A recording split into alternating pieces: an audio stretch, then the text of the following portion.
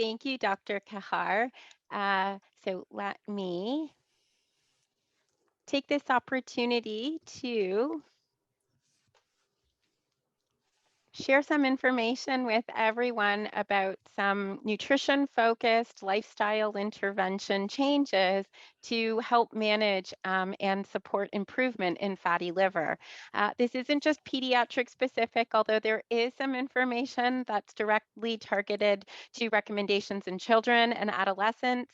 And I say that only because even though we're at Sick Kids or other pediatric centers, we do see young adults that need help and support, and we want to transition them into adulthood with the right information to be able to support them and work around the data that Dr. Kehar just shared with respect to, um, the challenges of graduating from pediatrics into the adult world with a liver disease that right now is contributing to a high amount of need for transplantation. And so I could talk for hours and endlessly about nutrition interventions and how they might help. And what I really wanted to do was focus on the Canadian experience and Canadian data, looking at what are the recommendations that are out there based on the studies that have been done to date and what we know and understand about someone who already has been diagnosed with fatty liver, but really kind of deep into the how to. So, how do we make some of these lifestyle changes with the focus on nutrition? I won't go into the same details that Dr. Kahar just did around overweight and obesity, except to mention that while there's a lot of discussion around even diagnosing and defining overweight and obesity, both in pediatrics and in the adult world, I'd say the easiest marker that we use is something called body mass index, or BMI. So BMI is your weight in kilograms divided by your height or your length, and it's squared to get this number, this value, okay, called a body mass index. So it's your size in weight relative to how tall you are. And when a BMI is high, it is associated with being overweight and obese.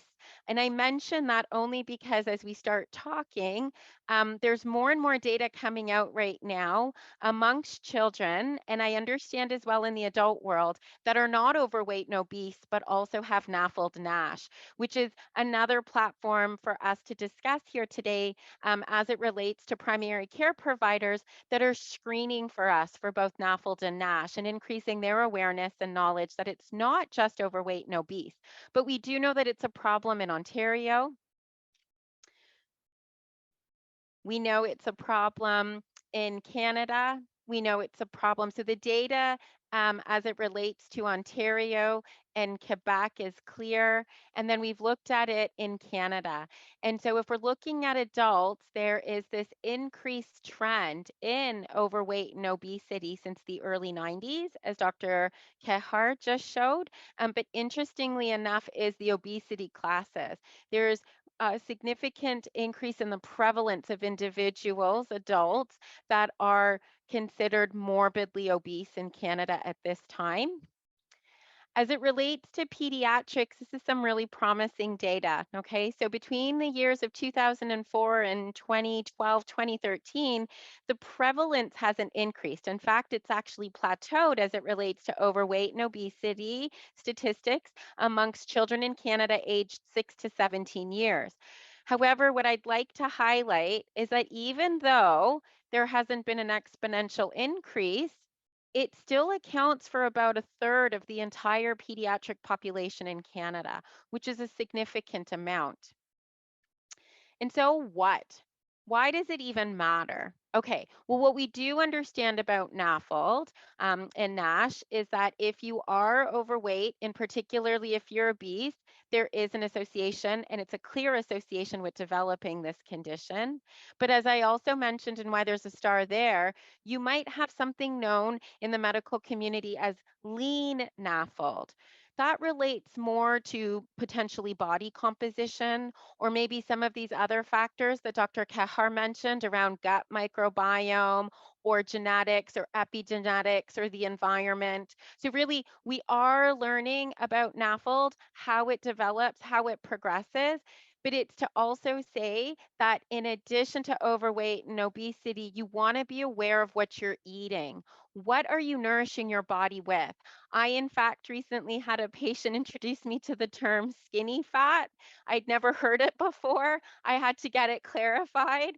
And she let me know that it's someone who appears to be lean, but has a lot of adipose tissue or a lot of fat on their body. And we need to acknowledge that. We also need to acknowledge where on the body the fat is. And there's something to be said, just like there is in metabolic syndrome. If you're carrying a lot of weight in your central abdominal area, which is the area where your liver is located, your stomach, your spleen, that whole area. It's very different than, let's say, if you're carrying weight that's proportionate throughout your body, but maybe more of a muscle mass. So lots of dialogue about this, but still really important to understand that intake matters. So what do we do about it? This is what Dr. Kahar just mentioned. We advise lifestyle change. And what does that look like? Well, in adults, it's quite clear. Weight loss is important. You've got to lose that weight. Even if your BMI is not super high, the data tells us that if you can lose about 7 to 10% of your body weight, so let's say you're 200 pounds with a high BMI, you're looking at about only a 15 to 20-pound weight loss. And I say only just because it's a relative number, right? It's understanding what we know about the data. Even if you lose 10 pounds, which I know isn't easy to do, you're making a difference to the liver. NAFLD is one of those conditions, NASH as well, that's enveloped under that umbrella, that if you lose weight, you can actually change what we call the histology. That thing that the biopsy looks at under the microscope, you can actually change the progression of a condition with weight loss and by changing what you eat. In the adult world, they say ideally to lose weight, you want to reduce your caloric intake by about 500 to 1,000 calories a day. That might sound overwhelming at first, but if you know what you're eating and if you increase your knowledge about what you're nourishing your body with, it is completely doable and feasible. The other thing that we'll discuss and touch upon today is also exercise, sleep hygiene, stress management. All of these things are super important in managing NAFLD NASH. The recommendations for children is very comparable, not significantly different. Weight loss is one of those kind of sort of factors that you have to assess patient to patient, right? Because in pediatrics, we're accounting for growth, getting into puberty and development. So sometimes what we might have as a goal is weight maintenance, meaning we don't want the child to gain any more weight, but as they grow taller, their BMI goes down, their body composition changes, and therefore their NAFLD NASH may evolve and improve.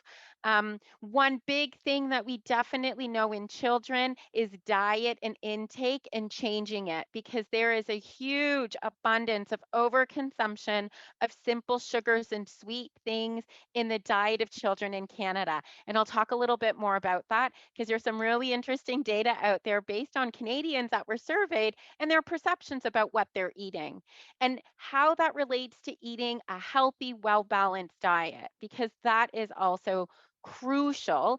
And just to be clear, that's not just for the patient. It's not meant to be recommendations only to isolate a child or an adult that's been diagnosed with NAFLD NASH. It's for the whole family. Eating well in the dietary recommendations to intervene on NAFLD NASH actually can have positive health outcomes to everyone in your family as it relates to cardiovascular disease and cancer risk. So when we talk about weight loss, there are a plethora of options out there. I mean, there are all kinds of commercials, there are all kinds of ads in magazines. There's a lot of information out there. Everyone's an expert on nutrition. What I will say though, when it comes to a weight loss intervention, it's not a one size fits all, pun intended. One weight loss strategy may work for one individual and not for another. So, if we're talking about weight loss programs that exist and maybe some of the things that might be recommended, particularly to adults, you can have options that are sort of balancing your macronutrient intake. So, what are macronutrients? That's where you get your calories from. That's why it's called macro and nutrient. So, this is carbohydrate, protein, and fat. And we need all of those. Children, especially, growing children need their macronutrients.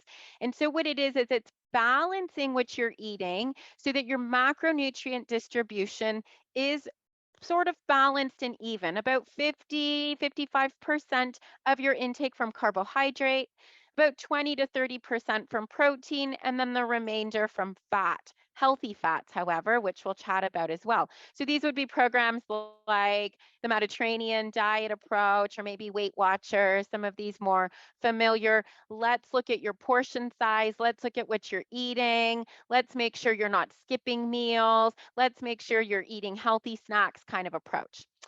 Then you've got your low carbohydrate diets, right? So this would be you have a higher proportion of protein in your diet, a higher proportion of fat in your diet. Some trendy approaches right now, particularly in the adult world, are things like keto or paleo, Atkins.